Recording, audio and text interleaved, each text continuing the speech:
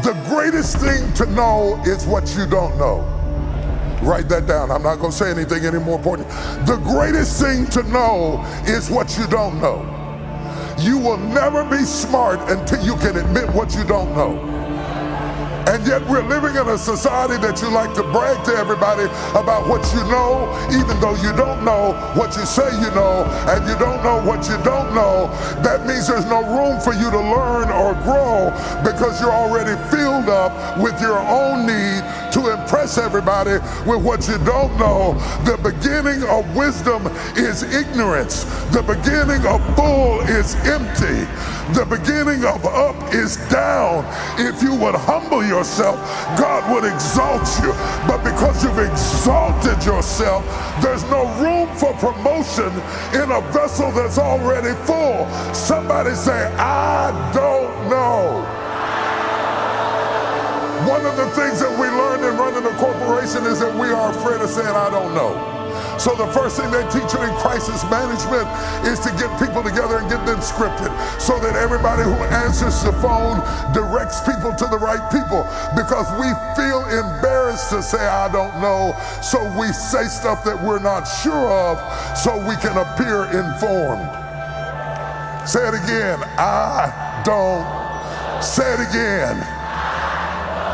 Say it again.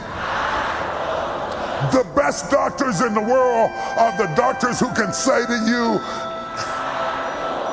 I would rather you say, the reason my father is dead today is because he went to a doctor who treated him for a long time and didn't know what was wrong with him until all chances of healing him were gone. And finally he says to him, when it is too late, I don't know. Not being able to say I don't know can kill a marriage, can kill a ministry, can kill a company, can kill a person. Your arrogance is a lethal weapon that ought to be registered, because you cannot say I don't know. Little moment for preachers. It is not what you know about the text that makes you a great preacher. It's what you ask of the text. If you come to the text as a fool, you will leave as a professor. But if you come to the text as a professor, you will walk away as a fool. Say it again. I don't know. For we know not what to pray for as we ought, but the Spirit itself makes intercession for us with groanings and moanings that cannot be uttered. We don't know, we don't know, we don't know, we don't know. We don't know what it's going to be like. We don't know what's going to happen. We don't know what tomorrow's going to bring. We don't know how to live in the promised land. We don't know how to fight this kind of fight. We don't know Joshua like we knew Moses. We don't know where we are. We're in transition. And when you're in transition, nobody has to say anything for you to be irritable. You're irritable because you're scared. You're irritable because your norm has been shattered. You're irritable because you're in a nebulous place. You're irritable because you have landed in the city, but you haven't checked into the hotel.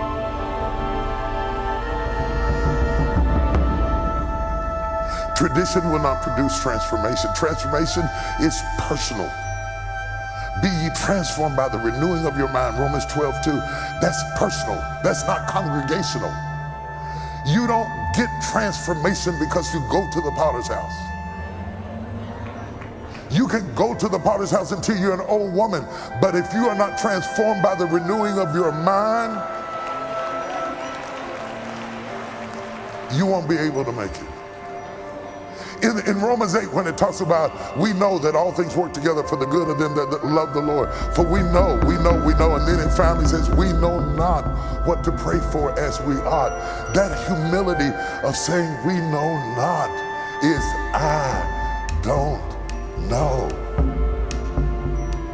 Joshua, you don't know how to lead. Israel, you don't know how to follow. Joshua doesn't know how to lead. I know he doesn't know how to lead because the first thing he does is pull out his sword against an angel.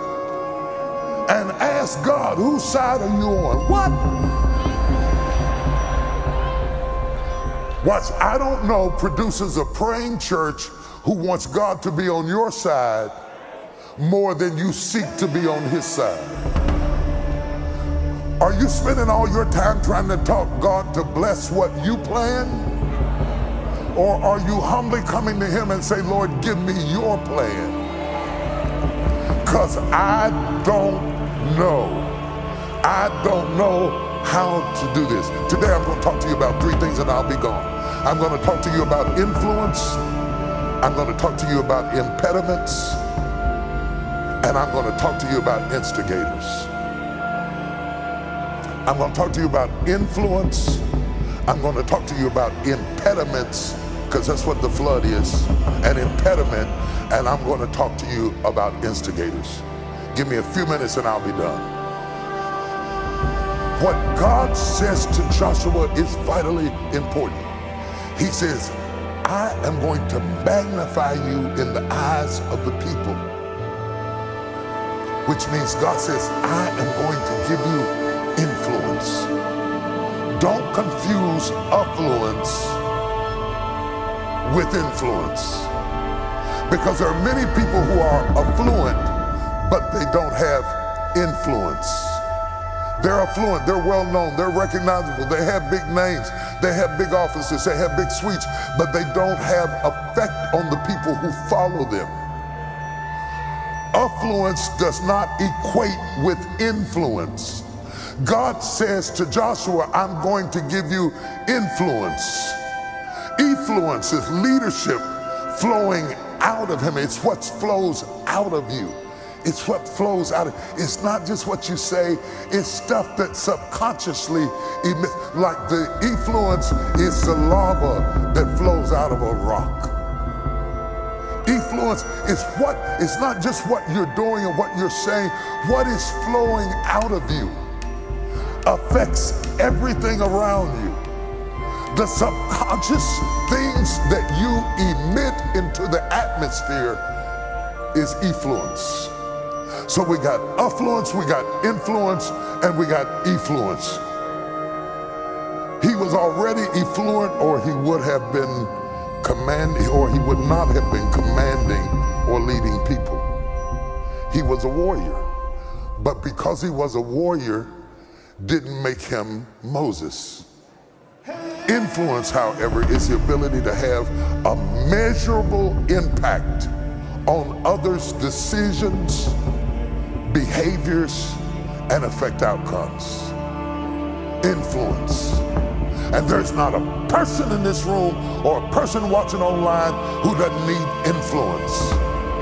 If it's just over your daughter, if it's just over your son, if it's just in your job and in your position or with your team or on your staff, whatever it is that's up under your auspices, it's a terrible thing to lead something without influence.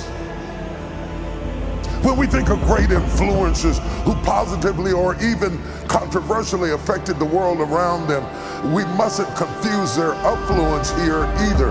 In reality, many influencers may not have been affluent at all. Martin Luther wasn't affluent, but when he translated the Latin scriptures over into the German language in 1522, it gave him influence that led to the Protestant movement, of which we and Baptists and Methodists and AMEs and United Methodists and Church of God in Christ and Church of God and Church of God in Prophecy and everybody else is a part of the collective protest that came when the Bible fell into the hands of people who could read it. It gave him influence because it affected our behavior, our decisions, and our choices. How effective are you at influencing other people's behaviors, decisions, and outcomes? That influence doesn't come by yelling, screaming, arguing, nagging, complaining, cussing people out, breaking dishes, going at them with skillets. You can't make people respect you. You cannot cannot buy respect. Giving me gifts, sending me cards, giving me money doesn't make me respect you to the point of affecting my decisions, my outcomes. Oh my God, I'm preaching. God said, I am going to magnify you before the people. Don't confuse titles with influencers. You get more, I'm the apostle, that's the big thing now. I'm apostle, I'm a chief apostle. I'm going from a bishop to being an apostle. I'm going to be an apostle, but I was a bishop. And the other guy's an apostle, but he's getting ready to be coronated a bishop. Shut up! Changing the title doesn't change the impact.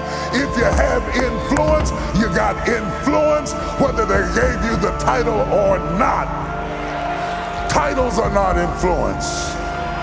Don't confuse degrees and education and intellect with influence. You can have more degrees than a thermometer and influence absolutely nobody.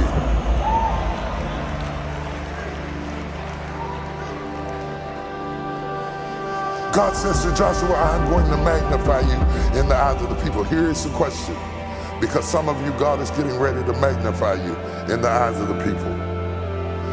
If God magnifies you, would you magnify him? Oh, magnify the Lord with me and let us exalt his name together. If God gives you the power to influence people's decisions, outcome, and purpose, would you then magnify God, or would you magnify yourself and brag about how smart you are and how capable you are? Because God is not giving influence in this season to people who need self-aggrandizement and self-promotion. God is giving influence to humble people who will lay on their face before God and say, to God be the glory for the things he has done. Are you in the building? Give me some power on the mic. Are you in the building? Are you here in the building? Are you in the balcony? Are you up there in the balcony anywhere? Are you online anywhere? Is there anybody left that God can magnify you, and you will remember to magnify the Lord? Make some noise if I'm talking to you.